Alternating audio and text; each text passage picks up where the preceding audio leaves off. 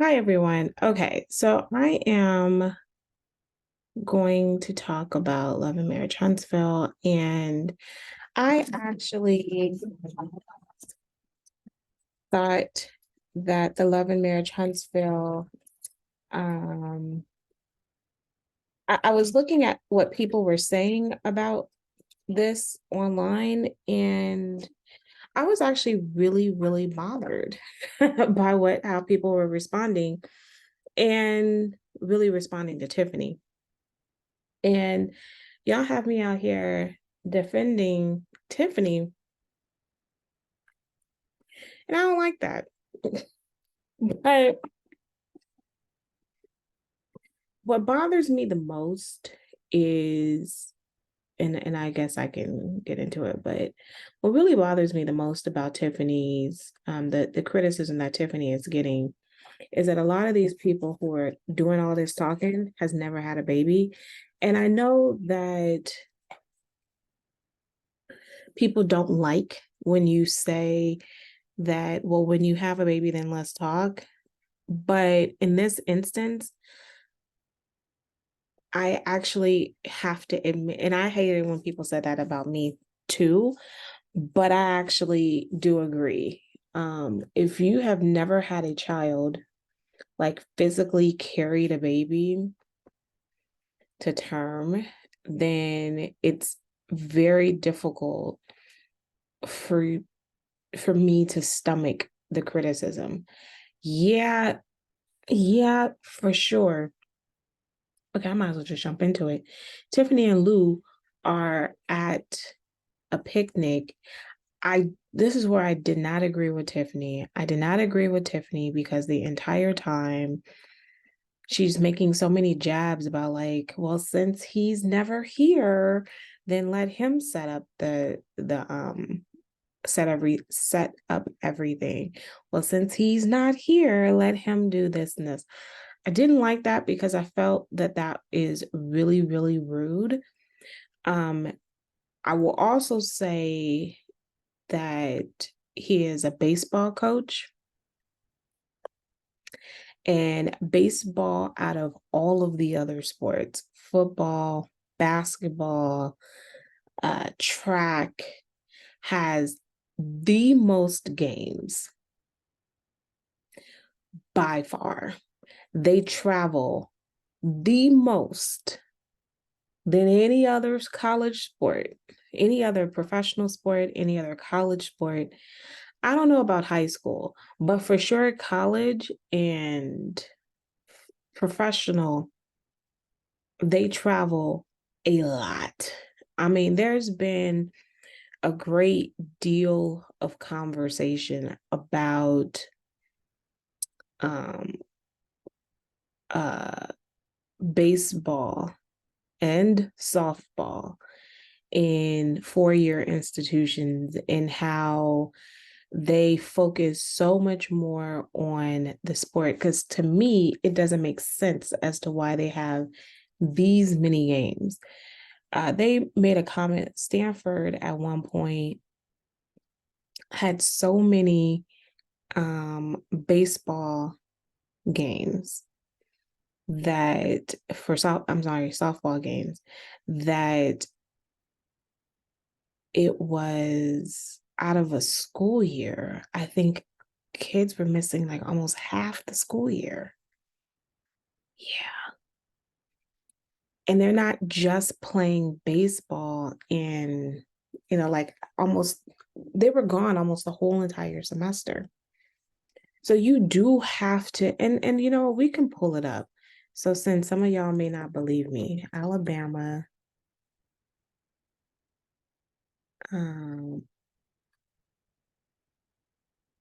baseball team.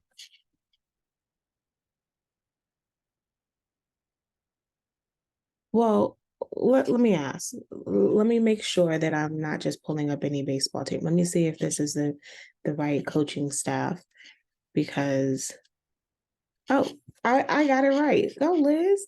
Okay, so he is, oh, hold on, y'all. Y'all gonna get mad at me. And now before I was defending this dude, now I'm gonna have to take it back a little. So now I'm on I'm back at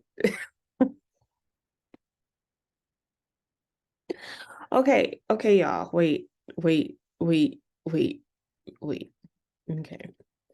So he is currently the volunteer assistant pitching coach. The only problem I think I have with this is I don't think he's getting paid. He's a volunteer. Am I right or wrong? We saw volunteer. Does he get a check? Now, if he does get a check, I'm letting you know that it's pretty small. So I can understand where Tiffany's like, you're kind of always gone. But I also can understand, on the other hand, that as a person who has a husband who's really trying to crack into being a college sports, coaching on a college sports team, it is insanely difficult to get the opportunity. And you may end up getting, you're going to get lowballed when you first start in college. When I say lowballed, I mean like making like $20 an hour, like lowball. And I've seen it go as low as $15 an hour. And I was like, he can get paid high, if he coaches at a high school. But it's not about the money. It is, you have to pay your dues in order to get to a higher level. I know I'm drinking my son's icy orange. I am thirsty. I do have waters in here, but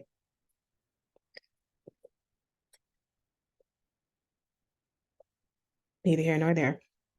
Okay, so let's look at the schedule, because I want to show like the schedule is not for the faint of hearts. So, well, they're not winning very much, but it's 13 to 34. Okay, y'all. This means that so far in the season, we looking at 68. Am I wrong? No, 48 games. 48 games, y'all. And I want you to realize that 48 games, and out of that 48 games, 26 of them are away. So he is mostly on the road. And then to scroll, and I don't even think that's okay, so that's the full season. So the full season in 2023. So I just want you to realize that a full season is 48 games, not including practices, not including anything else. 48 freaking games. From the course of February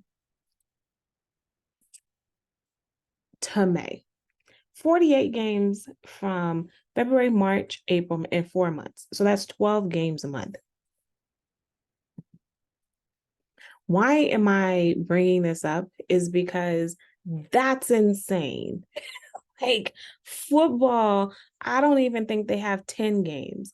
Basketball, I don't even think they have, I know they don't have, like football, basketball combined still makes less than what a baseball team is. And this is on average. Actually, there are other teams that, at bigger name schools, like I said, Stanford, that plays more. They even go out the country. Right. So I'm putting this out there to say that I'm not that when you want to compare, like what he was doing, he was kind of coaching people in the community. He had his own coaching thing. He had a company. And so he wasn't actually physically at games and traveling with the team. So when you have that, when he's always was kind of working there close to home, maybe traveling a little bit, and then now you are moving him towards, you're traveling all 48 times in 4 months. That's a huge transition, y'all. So I think, and I'm not including practice. So, and I'm not including practice rounds. Like we can even talk about, like, I'm sure they have pre-games. So let's see if they even have the pre-games listed. Um, they don't.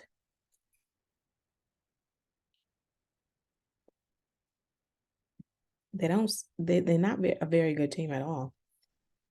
I don't know if they last, but they pretty much close to being last. Um,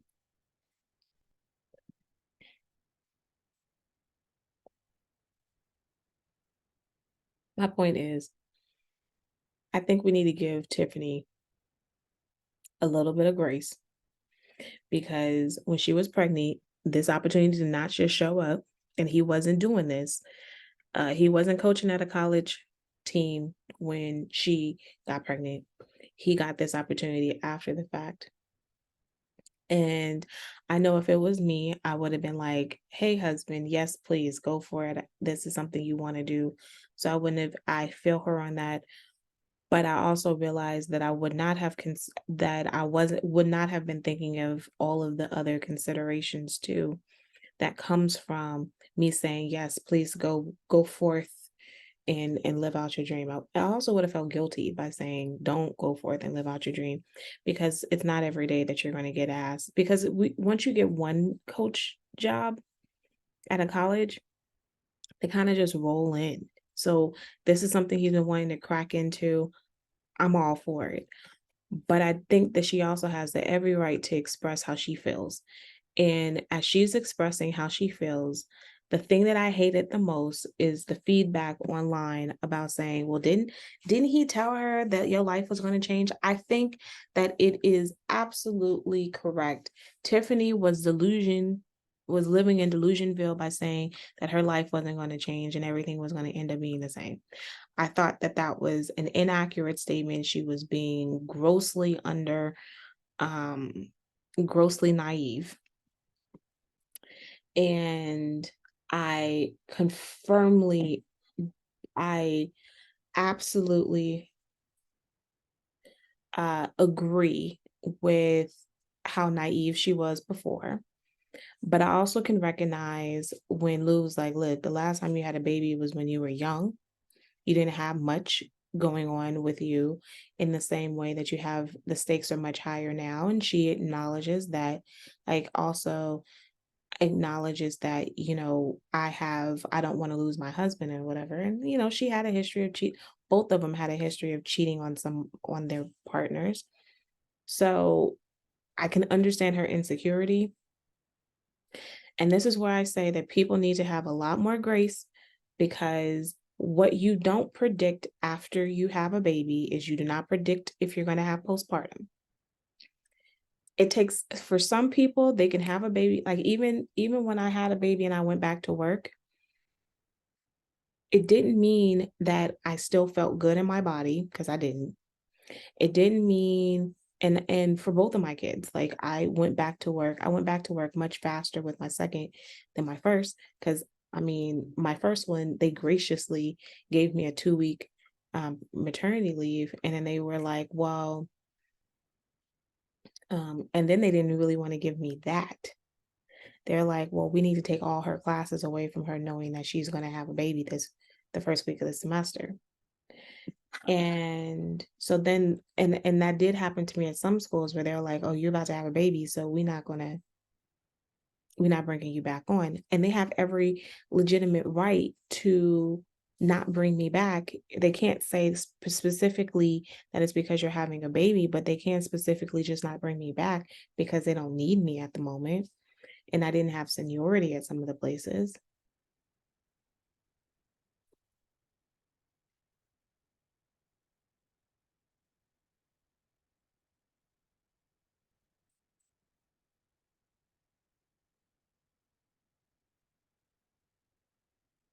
So having a baby was, my second one, I didn't have postpartum. Sorry about that. I had a text. My first one, I had massive postpartum. And to the point that I absolutely wanted to kill, like I didn't want to stay alive.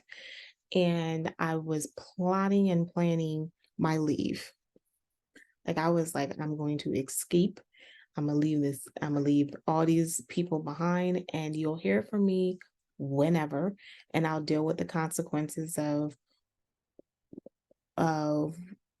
when I tell you where I'm at.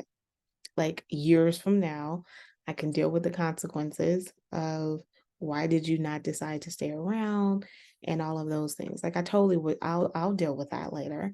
Like I was completely there.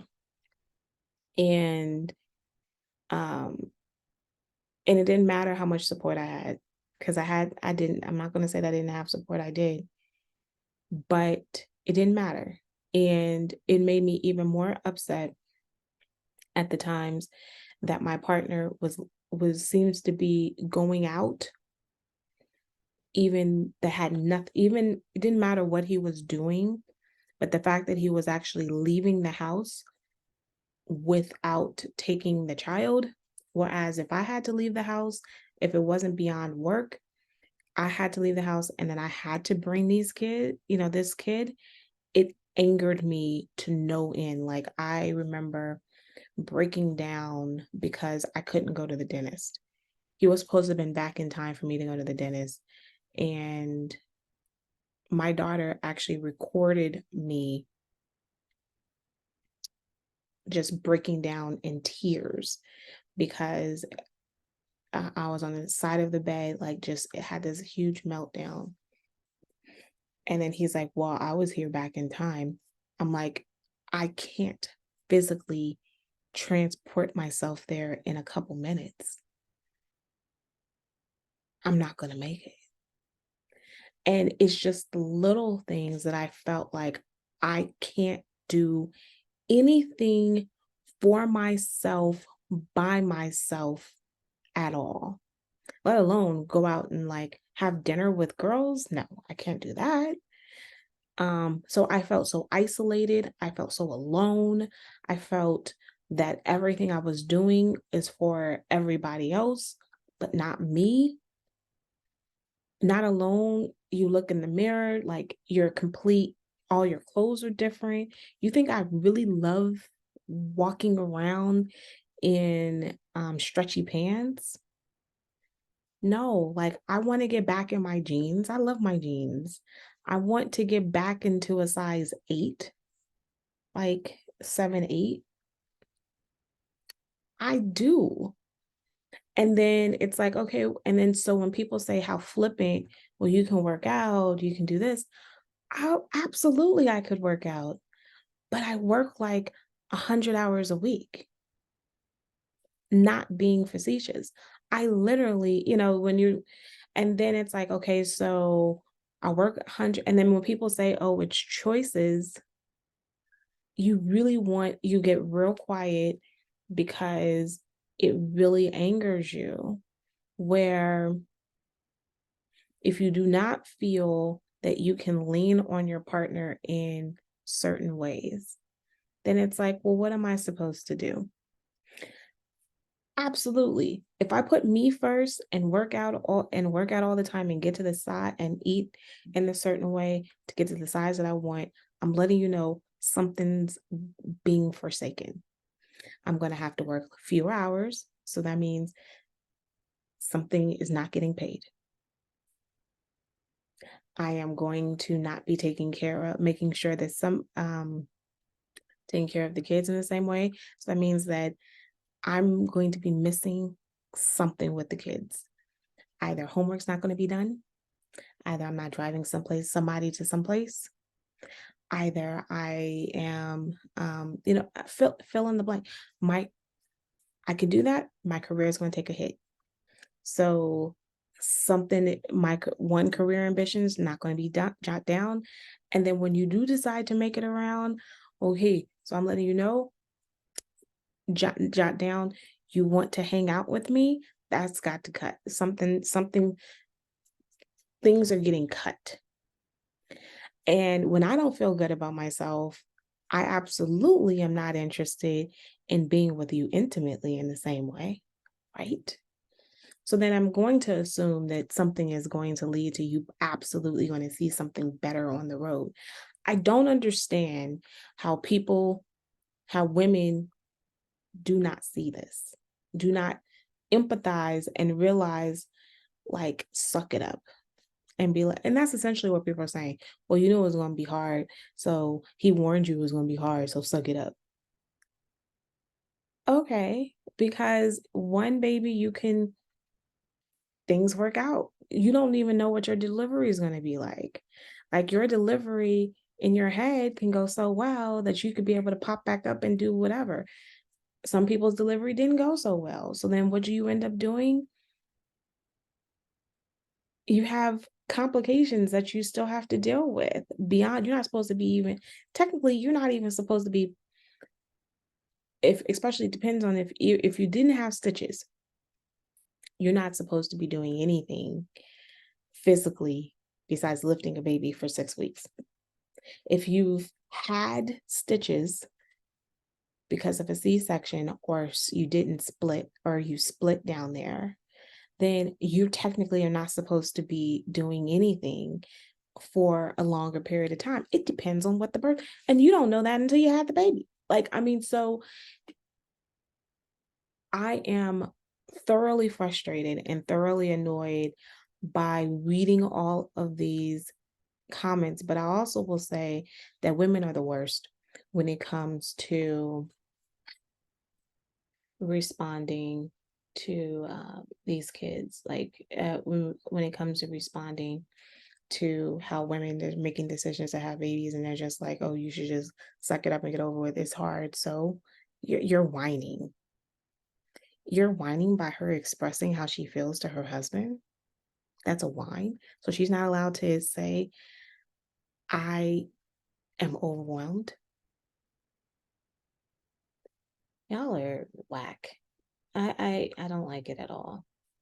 And that's why you have a lot of women who end up committing suicide, or women who go off and do things that people are like, I can't believe she did that. Well, it's because you don't want to hear her when she expresses this. You know, somebody made a comment about online about avoiding, the unpopular opinion is avoid having children for as long as you can. The amount of women's like, children are a blessing, in her comments, children are a blessing, you should have children, it's the best thing in life. To you, like, to you, it may not be that to everyone. I thought that I wanted children. I really did. I discovered and I think part of this is that when you are a child, you are taught to really want to have children. Like, I had all the baby dolls and all the things like that. I didn't realize how much that I was being pushed into this predictability thing until I had a baby, and I was like, oh, no. And then I did have a second one. But the notion of like having more children, like, absolutely is like, I'm not the mothering type. It does not bring me the best joy in being a mom. Like, so, it's fascinating how people want to push their values on you just because it makes them feel better. Like, you don't want to hear my experience because that's not how you feel I should feel. Stop it. Marcel, it does, however, the show does start off with Marcel and Mel talking, continuing their conversation. And he does refute the fact that Mel said that he doesn't want her and Tisha to be at a good place. He's saying, I do want you guys to be at a good place. Lie. She says, well, that's not how your actions show. And then he brings up the fact that Mel had filed bankruptcy. And she's like, I'm sorry, I filed bankruptcy because Martell filed bankruptcy. And then this became a conversation on Twitter too, about these people filing bankruptcy. And I'm like, first of all, and then talking about, all I see is people avoiding bills. Okay, when you are divorcing, They did not have a prenup. Like most people do not have a prenup. So when you are going to get a divorce, if your partner is filing bankruptcy in the midst of the divorce, like a Martell, then she would be, the creditors would come after her because she was the wife. So she filed bankruptcy to be like, I'm not covering your debt and my debt together. I'm going to cover my debt. Now, she could have a now, we don't know the terms of it. So I'm not even going to assume, but she could file when it comes to restructuring the debt, you file a bankruptcy and doesn't mean that you completely absolve all your debt. It's a time where you can negotiate how much you're going to pay for the debt that was collected. And then so it won't technically harm your credit as bad. So when people see that Mel came out stronger, it's probably because what she decided to negotiate was, I'm going to negotiate on this bankruptcy is going to construct how I'm going to pay off this particular part of our collective debt. And then Martell is like, I'm not paying off any of my debt. I'm pushing all that into bankruptcy. And so that means that his credit absolutely took a nosedive, whereas hers did not take this nosedive because she restructured the part of how much she owed and paid what she owed. And her argument to him was like, I was going through divorce. You have not done that. You, sir, filed bankruptcy because you and Tisha, I'm adding the Tisha, she didn't say Tisha.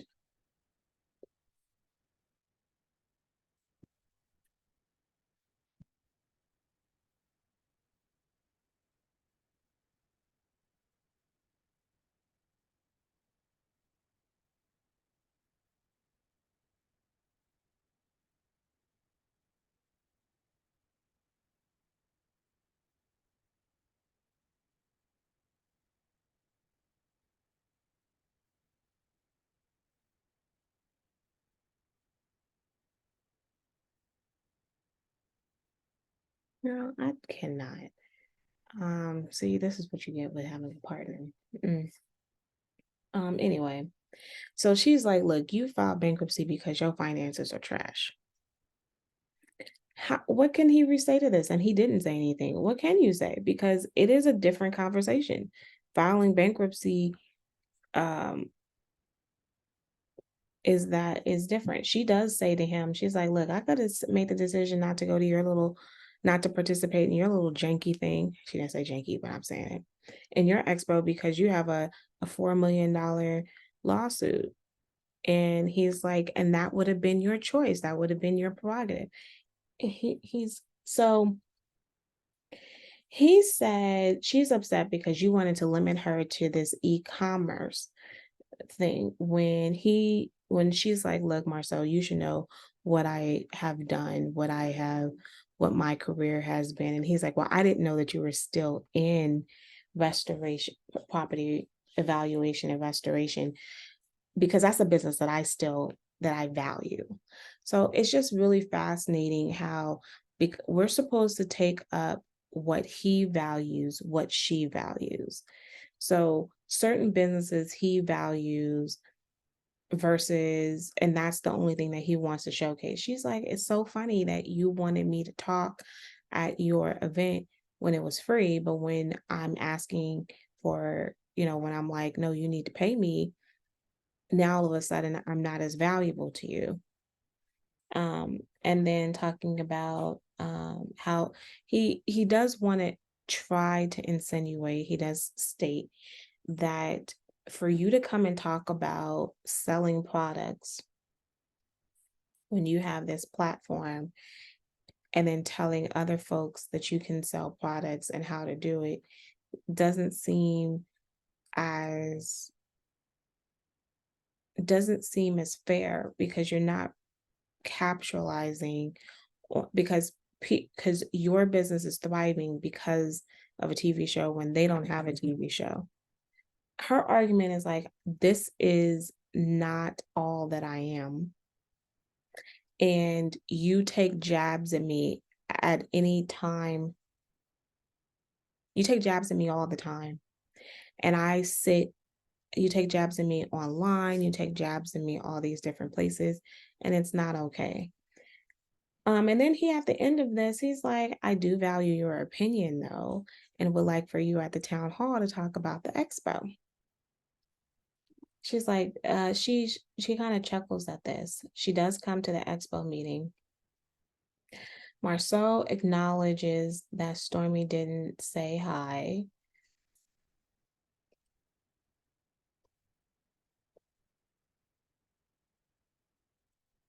You know, I don't know why Stormy came. Stormy and her husband, Courtney is like, I came because you dragged me here. And she's like, well, then I don't know why I came. And I do think that that's a fair statement. I don't know why she came. We collectively do not know what she got out of attending, because you like Tisha, but you don't like Marceau. Is it possible to see? I don't do this, but I know that this is a TV show. But is it possible to hang around somebody that you don't like their spouse?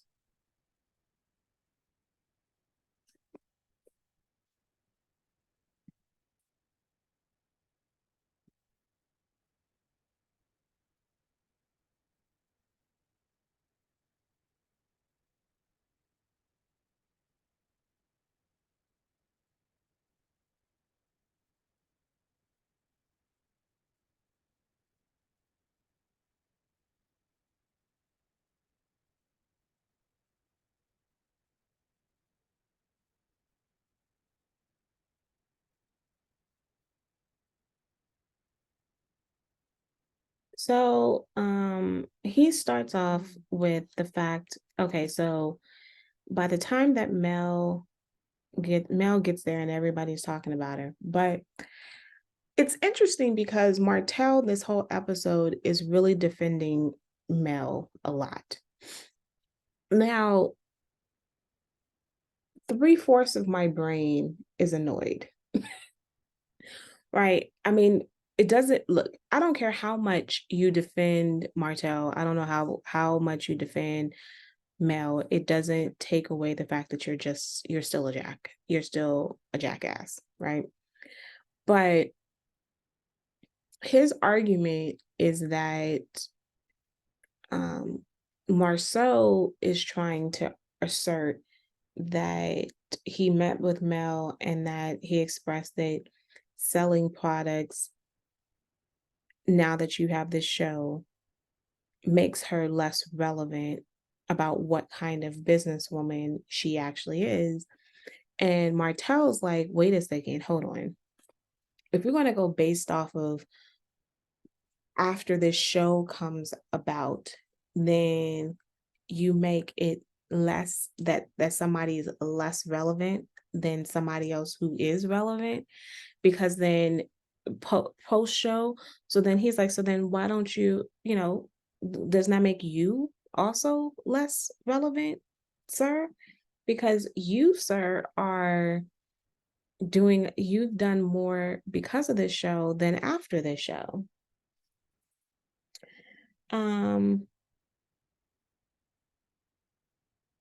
Mel eventually is like, Marceau eventually tries to backhand himself on this, backdoor his way out of this conversation, but it ends up with Marceau saying that, that he did eventually apologize. And Mel's like, yeah, it took a long time for you to get there, but you did eventually get there.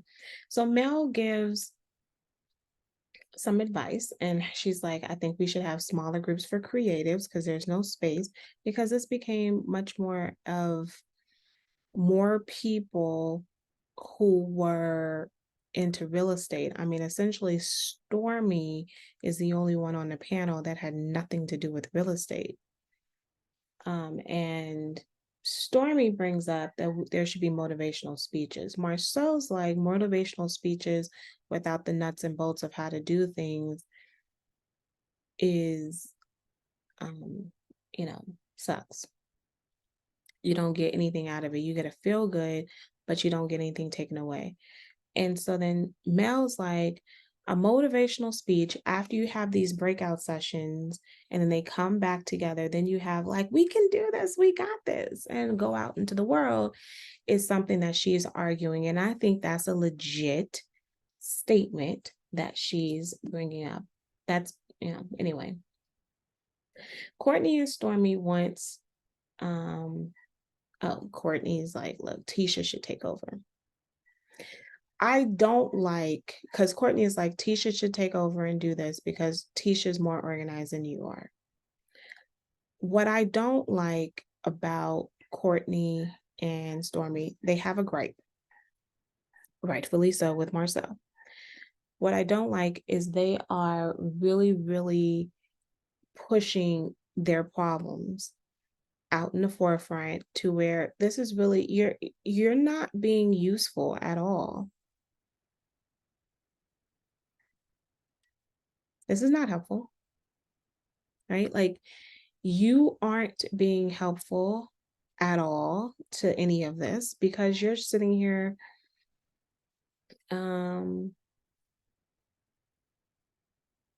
making these little side conversations with the two of you and talking about how much he's a bitch and everything else. And so he can hear it. It's like the room's not big enough. The room's not big enough to where you can't hear what's going on. So Kimmy's really not controlling this session at all. And I think that's part of the problem. Kimmy wants to take hold of the session after the fact. Stormy and Courtney is about to bounce, which makes a ton of sense because Marcel's like, well, we know who we shouldn't invite. And Courtney and Stormy's like, yeah, we're not doing this again. We're not participating with y'all. We don't really care what happens with y'all. Okay.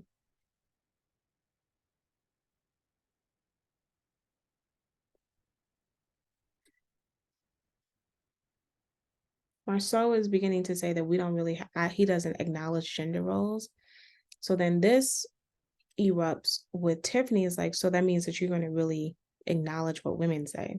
He's like, we always acknowledge what women say, even if it's this whole jab of, even if you're not being acknowledged at home, we accept you and we acknowledge you here. Yo, Marceau would get cursed out so many times.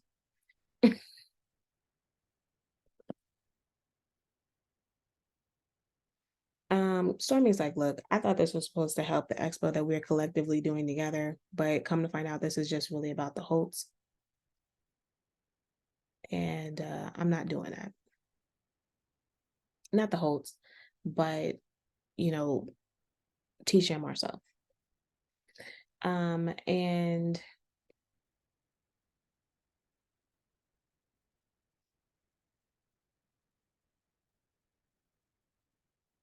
Mel was annoyed because Mel was explaining how the lack of organization is evident, and Tisha's like, well, we're not talking. She was like, you don't think it was organized? She's like, no, it wasn't organized. Like, I mean, look, you guys are asking for money on the day of the event. I'm so tired of this $100.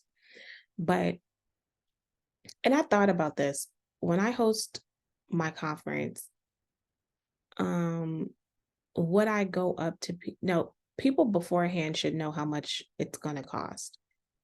And if you want to confront them and say, hey, you guys didn't pay before, then at the event, I guess you could. I personally don't see me doing that. Now, if somebody on my team would want to do something like that, I could see that, but then I would even say that's okay. Because I just don't think that confronting somebody about the money at the event is the way to go. I think that you can confront them, you can talk to them afterwards. and see how they feel about that. I think that's a legit way to do things, but I don't think that this is the best way to go. So Courtney's like, we're not doing anything with anybody if it's not organized. Marcel gives this example about the birthday invite example. I have no idea what they're talking about. Nobody knows what the birthday example is. I got confused. I said, now how does this have to do with the price of tea in China? Kimmy's like, well, this was a failed meeting. And Marcel was all like, not for us. And she's like, look, sir, you've been failing our meetings for years. So now Kimmy invites Nell together, and Kimmy is inviting her to explain why Nell wasn't invited to the expo meeting. Her point was that you weren't there. I'm not leaving you out on purpose, but then I thought about it and you really didn't have anything to do with it. And Nell's like, well, I would have listened. And she's like, yeah, but why would I invite you to something that really had nothing to do with you? And I think, and Nell's point is that I should always be there because I'm a person who has been a part of this community longer in business longer than anybody here. So me and my husband have more to offer than you all. But but Nell acknowledges what Kimmy is saying. She appreciates what she says, and they have no bad blood. We end this episode with Martell meeting with Fred. It appears that Martell still doesn't have his building license because he didn't pass this test, but his business partner, Fred, is his person who does all the building and everything else and then they're building a house to sell in September. It's supposed to be done in September. I'm curious to see if it is. I also don't care. And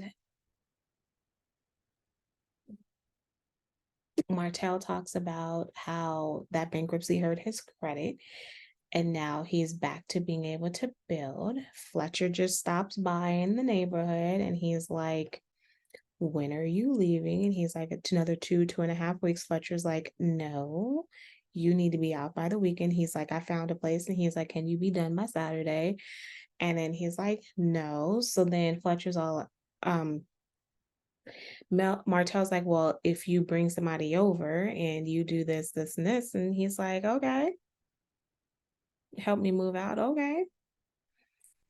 And Fletcher's like, this is really testing our friendship because this is not okay on how you handle friends. You need to be able to leave. And I think that that's a legit thing. Our friendship should be, you should be good with our friendship. Our friendship should be like, I let you stay here, probably rent free in this spot, and probably not rent free. He probably was paying something. They want to sell this house, sir, and they can't have anybody in the house. Actually, they can. They can go through an eviction process. So if you want a bankruptcy and an eviction on your credit, go for it.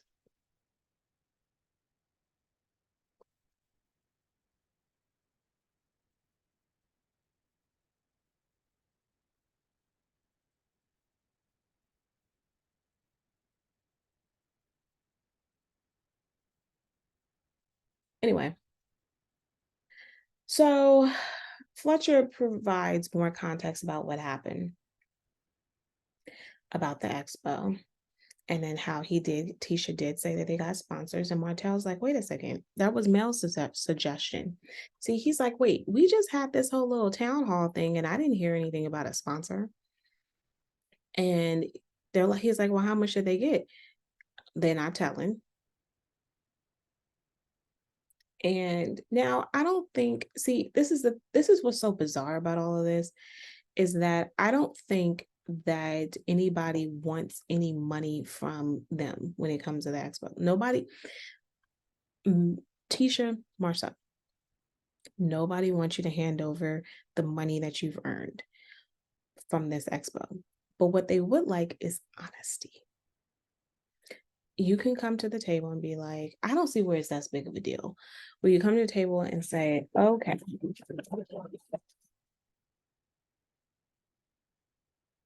we're going to have this town hall to talk about what happened and how everything went.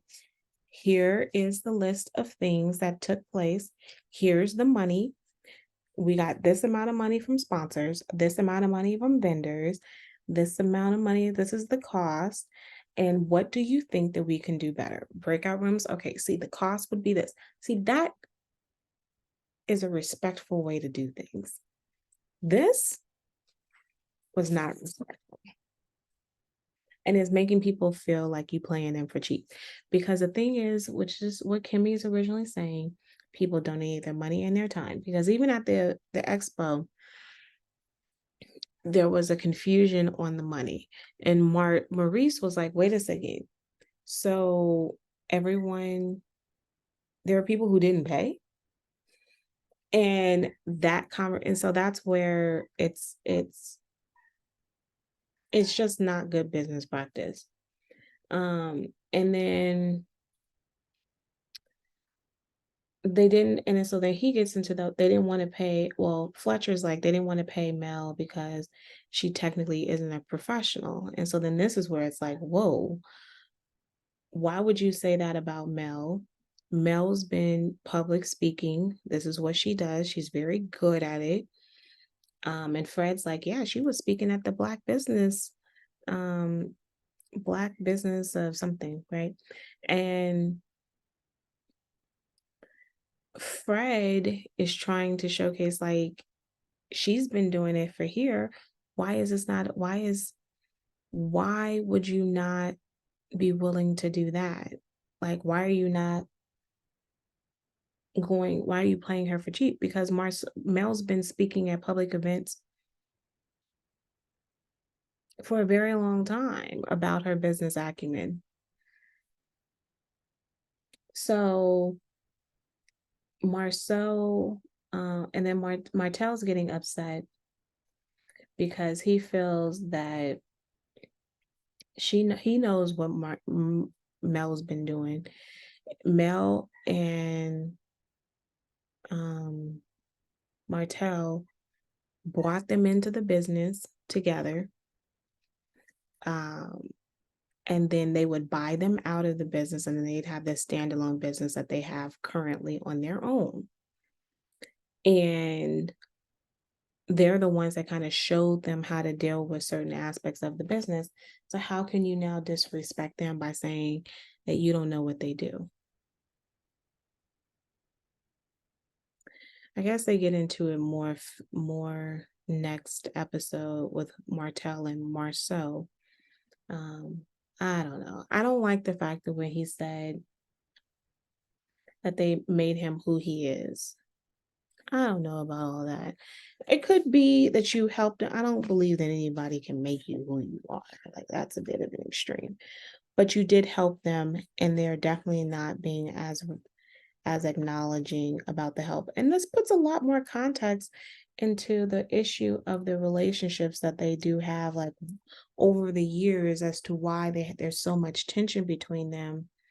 I think that this definitely does puts a little bit more of a context into it. But, I think I'm done. I'm tired. So have a great rest of your day.